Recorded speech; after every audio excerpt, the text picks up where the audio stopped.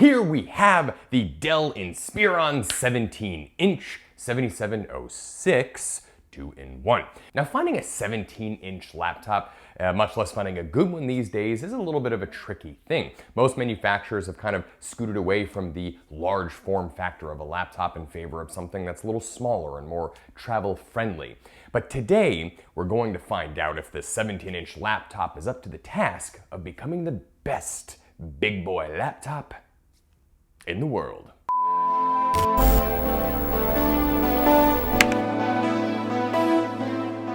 Let's get the specs out of the way really quick. This particular test unit has the 11th generation i7 processor. It has 16 gigabytes of RAM, a 512 gigabyte NVMe solid state drive, and the NVIDIA MX350 Graphics. And it also has a little 32 gigabyte Intel Optane chip in there that we will get into in a little bit more in a moment. But nevertheless, all of this comes at a retail price of about $12.99, which we're gonna try to discover if that's good value or not. Let's knock the features out of the way really quick. So it does come with a built-in webcam, and here is what that webcam quality looks like now. This is a test of the webcam on the Dell Inspiron 7000 series. As you can see, it's not too shabby. And in the event that you decide to dance around naked in your room, it does have a little privacy shutter on the webcam, which is a nice touch that a lot of manufacturers are building in these days. It does come with Bluetooth built in. It has Wi-Fi 6 as well. It has a Windows Hello compatible fingerprint reader, but it does not have a Windows Hello compatible camera. So by all accounts, it is a fairly feature-rich notebook. It's maybe not like the most feature-rich in the world, but it's definitely, I think, appropriate for its price tag. It also has an outstanding screen. It has a 17.3-inch QHD plus LCD display in there. It's incredibly bright. It's very crisp. Colors are accurate. The whites are very true. The blacks are very deep. All in all, it's a very, very good quality screen, and you're gonna get a lot of enjoyment watching movies, editing websites, videos, pictures, this kind of thing on it. The problem is, though, is that it is a glossy screen, and it is incredibly reflective of light. So if I even just sort of, I mean, you can even see the laptop in the camera there. You can just see how bad its reflective qualities are. And I wouldn't say that's necessarily a deal breaker, but it's something that you're gonna wanna keep in mind if you work in either a room with overhead lights or if you work outside a lot. This may not be the laptop for you. Dell has been including an anti-glare coating on some of their glossy screens, but this one, for whatever reason, didn't make the cut, and they didn't add that on there, which I do think was a little bit of a mistake on Dell's part. And if anything, it's also a little bit, it shows that they got a little bit cheap on this notebook. Now, Dell has a habit of going a little bit cheap and cutting corners on their 17-inch machines, and I hate to say it, but this one is no exception. For example, the speaker quality on this laptop is absolutely atrocious. Most big laptops these days at least try to put in some sort of branded Harman Kardon speakers in there, or, you know, Beats by Dre, whatever, this kind of thing on their laptops, just to kind of give it a little bit of a marketing spin on their audio, but nevertheless they sound a little bit better. These speakers are incredibly tinny. They have no bass. They've got, they do have a ton of treble, and they're also pretty like distortion free for the most part, but there is the occasional like little Windows sound that will crackle the speakers a little bit. They do get incredibly loud, and I'm not gonna bother playing what the speakers sound like over the camera because obviously you won't be able to get the true appreciation of the fidelity. Suffice to say that if you're an audiophile listening to music, forget it. You will not be able to do any audio production on these speakers. You won't really be able to listen to music very well on these speakers, and you're probably not even gonna really wanna watch a movie on these speakers, which is a shame because you do have this big 17-inch beautiful screen, perfect for watching like movies with your family or something on a dinner table. But nevertheless, speakers are pretty damn bad. And I do think that they should have concentrated on putting slightly better speakers in there, but they didn't. And well, just moving on. Let's get off the speakers now already, okay? They're not good. Let's talk about the keyboard now. So the keyboard is a full length, it's a full keyboard. It's got the little numpad on the right side there. So that means that accountants and people that do a lot of data entry, Excel spreadsheets, that kind of thing, are absolutely going to love that. It does have a backlight built into the keyboard as well. The keyboard is incredibly accurate. It's tactile, it's smooth, it feels good in the hands. Everything is sort of in the right place. It's just a great quality keyboard. Dell usually does a very good job with their keyboards, and this one is no exception. But where the problem lies is that, unlike some of the newer Inspirons, this one has silver keycaps on the keys.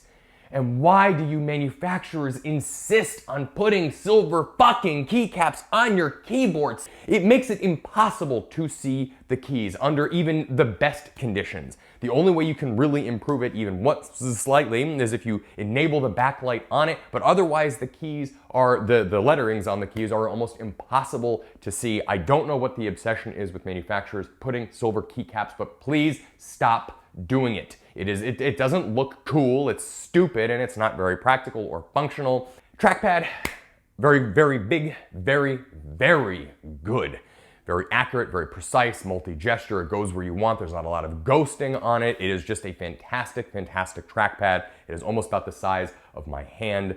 It is very, very good, and it makes up for the BS on the silver keycaps, I suppose. But anyway, great trackpad. Now let's talk about input and output on this machine. It has, on this side, it has USB-C, where you can charge it. It also has a USB super speed port there, regular Type A. Couldn't think of the word Type A.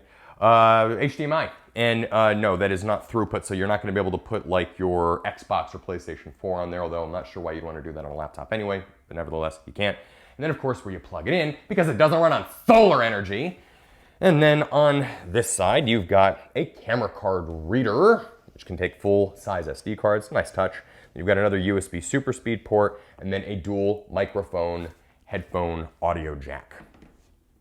Let's try to get some of that glare out of the way. So all in all, the input and output on this thing is pretty decent. You could use this in an audio studio for sure. If you have like an in-house audio studio, it'd probably be pretty great for that. You've got that Thunderbolt USB-C port there, which will allow you to connect a hub and of course allow you to connect a switch and other peripheral devices, microphones, this kind of thing. And it is a very, very fast laptop. That 11th generation i7 processor absolutely screams in performance. And then whenever the thing needs to sort of kick up into graphical mode, it does have the NVIDIA MX350 graphics card in there too, which really takes a brunt end of the graphical beatings. And by popular request, here is a benchmark through NovaBench of what this thing is sort of capable of.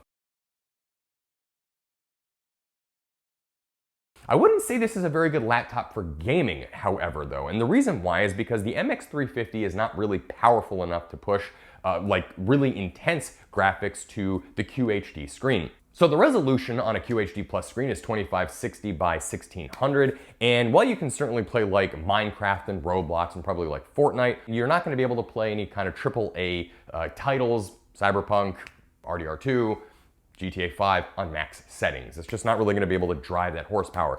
But you can certainly get a lot of video editing done on this thing, and you could probably even do some 4K video editing with some fairly light amount of effects. Again, the graphics card is going to take up a brunt end of that video processing. And of course, because you've got that 512 gigabyte solid state drive with the Optane built in, data writing and reading is going to be incredibly fast. It's probably a fine laptop for some like on-site video editing if you don't have anything else. You will probably want to have another external solid state drive for like a scratch disk slash like putting files on, because 512 is not like a huge amount, especially for high-end video footage these days, but you could certainly process some video stuff on there if you needed to.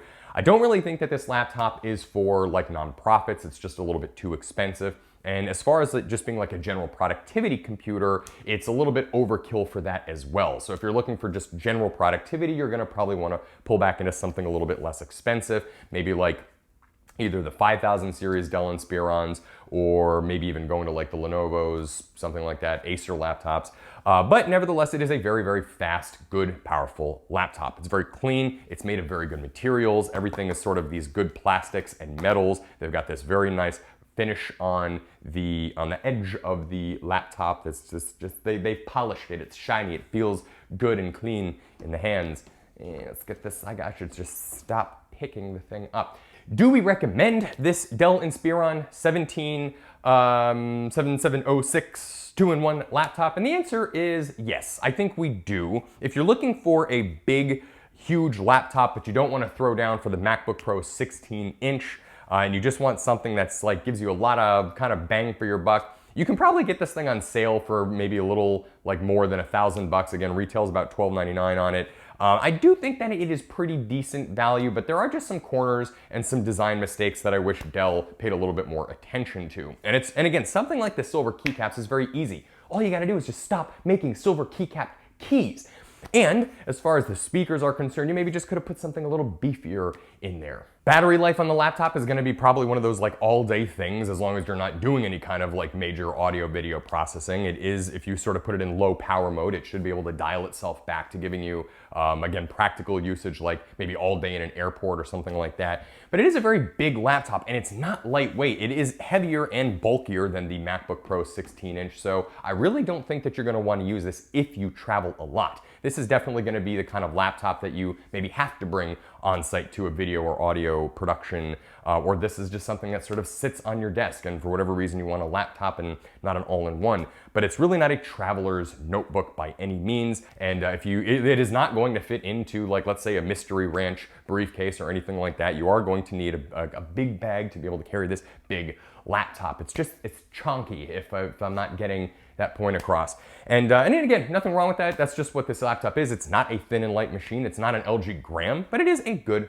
machine. Anyway, so it is a good machine. I don't think I would ever find myself buying one of these, but I do think that it has a purpose, and I do think that somebody who buys it will like it. Another thing worth mentioning on this Dell Inspiron 2-in-1 is that because it is the 2-in-1 machine, it can go holy crap, I'm breaking it!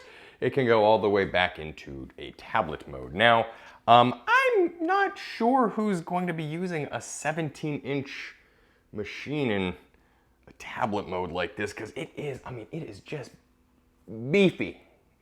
It's chunky. But nevertheless, if you want a, like table-sized iPad in your hands that weighs about as much as like a couple of bricks, then it can do that. Anyway, we hope this video was helpful.